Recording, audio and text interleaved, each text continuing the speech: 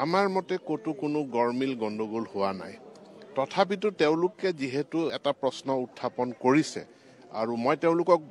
অনুৰোধ জনাইছো নিৰ্দিষ্টভাৱে কোনকিটা প্ৰশ্নৰ উত্তৰ তেওঁলোকে ভুল বুলি ভাবিছে কোনকিটা আনসাৰ কি তেওঁলোকে ভুল বুলি ভাবিছে সেইকিটা আমাক দেখুৱাই দিয়ক তো এখন লিখিত আবেদন পাইছো 7টা কোৱেশ্যনৰ আনসাৰ তেওঁলোকে কোৱেশ্যন কৰিছে আমি সেই কাৰণে এখন কমিটি গঠন কৰি দিছো খুব কম সময়ৰ ভিতৰত শুনানি লৈ আৰু বিশেষজ্ঞৰ দ্বাৰা এই উত্তৰকিটা শুদ্ধ অশুদ্ধ হেতু ৰায় দিব ৰায়ৰ ওপৰত আমি সিদ্ধান্ত গ্ৰহণ কৰিম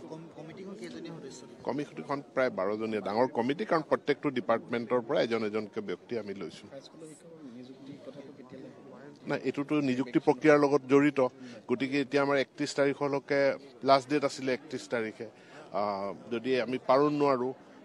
যদি সম্পূৰ্ণ হৈ যায় আবেদন তাৰ পাছতে আমাক কিছু সময় লাগিব আমি 31 মাৰ্চৰ ভিতৰত নিযুক্তি প্ৰক্ৰিয়া সম্পূৰ্ণ কৰিম সংযোগী শিক্ষক যিসকল শিক্ষক আছে তেওঁলোকৰ কাৰণে বিশেষ টেট অনুষ্ঠিত কৰা হ'ল কিন্তু তেওঁলোকে কৈছে যে একাংশ যথেষ্ট সফলতা লাভ কৰিব নোৱাৰিলে তেওঁলোকে কৈছে যে গ্ৰেছ মাৰ্ক যিটো আছিলে গ্ৰেছ মাৰ্ক বঢ়াই দিয়া কথা গ্ৰেছ মাৰ্ক দিয়া নহয় গ্ৰেছ মাৰ্কটো নহব কিন্তু যদি প্ৰয়োজন হয় চৰকাৰে আকৌ টেট পাতিব